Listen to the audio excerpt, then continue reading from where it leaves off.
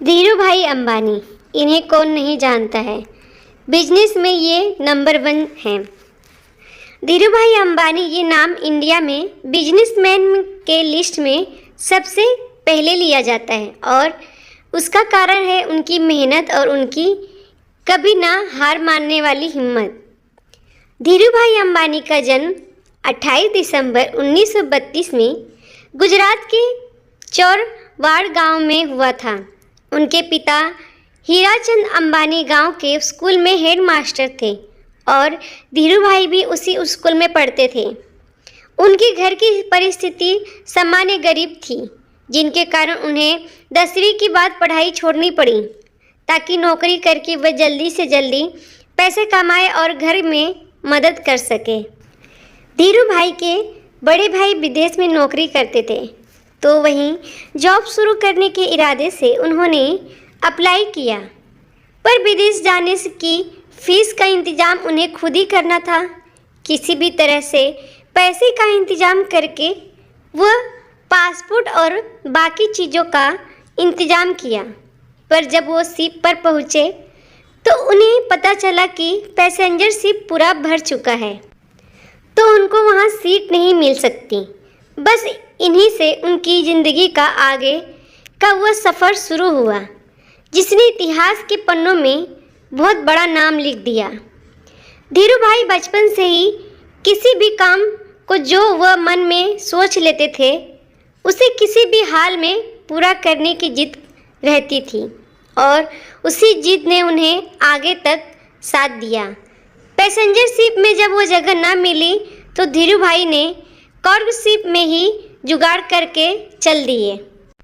1950 में उनको उसी कंपनी में डिस्पैच डिपार्टमेंट में कालकर की नौकरी मिली।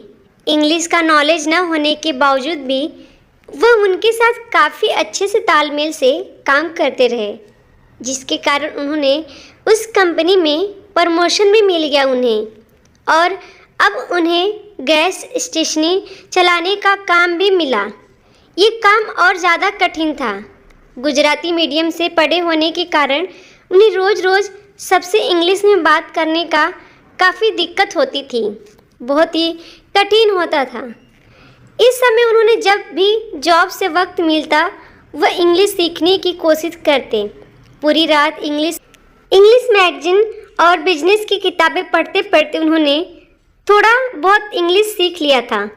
उन्होंने 7 साल तक वहीं काम किया और बिजनेस की किताबों से अच्छा खासा नॉलेज भी प्राप्त किया, पर 1957 में वह अपनी पत्नी और अपने 9 महीने के बेटे मुकेश के साथ इंडिया वापस आ गए और बॉम्बे पहुँचे। बॉम्बे आने के बाद उनके बेटे अनिल और फिर उनकी 2 बेटी दीप्ति और नीना का जन्म हुआ।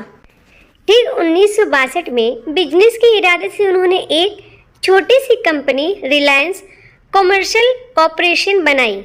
शुरू में उन्होंने मसाले की ट्रेंडिंग का काम किया, जिसमें उन्हें कुछ खास सफलता नहीं मिली।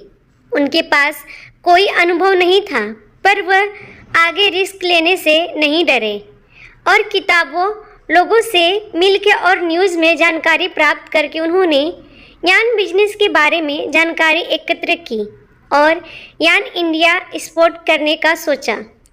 इस कार्य में सबसे बड़ी प्रॉब्लम यहाँ थी कि यान इंडिया में इंपोर्ट करने के लिए उन्हें काफ़ी सारे पैसे की ज़रूरत थी, ताकि वह इंडिया के मार्केट की ज़रूरतों के हिसाब से विदेश में माल खरीद सकें। धीरूभाई के लिए पैसे की प्रॉब्लम कोई बड़ी बात नहीं थी। उन्होंने इसका भी तरीका ढूंढ लिया।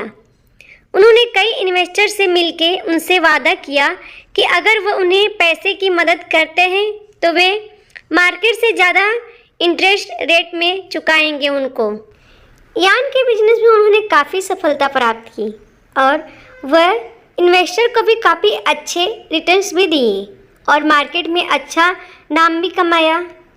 1967 में करेंसी में बड़ी अप डाउन होने के कारण उनका यान का बिजनेस एकदम से बंद हो गया। यह काफ़ी बड़ा चैलेंज था उनके लिए, जब वो उन्हें यह सोचना था कि वह आगे जॉब करेंगे या इसी बिजनेस को एक नए सिरे से शुरू करें। इसी बीच उन्होंने सिंथेटिक फैब्रिक को भारत में ही उत्पादन करने का सोचा। धीरू भाई बिजनेस में आई निसफलता को भी अवसर मानते थे। टेक्सटाइल बिजनेस में कोई नॉलेज न होने के बावजूद भी उन्होंने कपड़े के उत्पादन का विचार ठान लिया। उन्होंने सिंथेटिक कंपनी अहमदाबाद में लगाई और उसमें काफ़ी सफलता भी प्राप्त की। कॉटन और सिल्क का ज़्यादा चलन था, वहाँ सिंथेटिक और पॉलिस्टर फैब्रिक काफ़ी कम उपयोग होता था। फिर भी उन्होंने काफ़ी तरक्की और इस वजह से आने वाले समय में वह पॉलिस्टर फ्रेंच से जाने गए। यही बिजनेस ने रिलायंस जैसे बड़े एम्पायर की नींव रखी। उन्होंने ट्रेडिशनल टेक्सटाइल को एक मॉडर्न रूप दिया। जहां गुजरात में बड़ी बड़ी मिलों को वर्चस्व था, वहां धीरू भाई ने मार्केटिंग के सारे अनोली विलम ब्रांड का बनाया, जो आगे जाके इंडिया में फैशन में एक प्रीमियम फैब्रिक बना। इसी ब्रांड के फैब्रिक का काफ़ी बार एक्सपोर्ट भी हुआ और उन्हें कई बार ईयर ऑफ एक्सपोर्ट का खिताब भी मिला। बिजनेस की अच्छी सफलता के बावजूद भी कुछ सरकारी पॉलिसी और दूसरी मिलों के उनके बिजनेस को ख़त्म करने की कोशिश से धीरू भाई का बिजनेस काफ़ी प्रभावित हुआ और इसी कारण उन्होंने एक बड़ी कंपनी बनाने का सोचा, जिसमें उन्हें 2 करोड़ रुपए की ज़रूरत पड़ गई। धीरू भाई ने बैंक का सहारा भी लिया, पर इससे कुछ न हुआ, तो उन्होंने अपनी कंपनी को शेयर मार्केट में बेचने का सोचा। आम जनता से उन्हें काफ़ी मदद भी मिला। स्टॉक मार्केट से मिले पैसे की सहायता से रिलायंस की नींव इतनी मजबूत बन गई कि शेयर की मदद से आगे भी उन्होंने अलग अलग बिजनेस स्थापित किए, जिसमें petroleum, oil and gas, telecom में अपना काम शुरू किया और एक नए रिवॉल्यूशन लाए। आज रिलायंस, जो कि सब जानते हैं, भारत की सबसे ज़्यादा मुनाफा कमाने वाली और ट्रस्टेबल कंपनी बनी, जिन्हें आज उनके 2 बेटे मुकेश और अनिल अंबानी चला रहे हैं। दोस्तों, कहते हैं ना, मेहनत कभी बेकार नहीं जाती। इसीलिए आप भी थोड़ा थोड़ा मेहनत करिए, लेकिन करिए ज़रूर।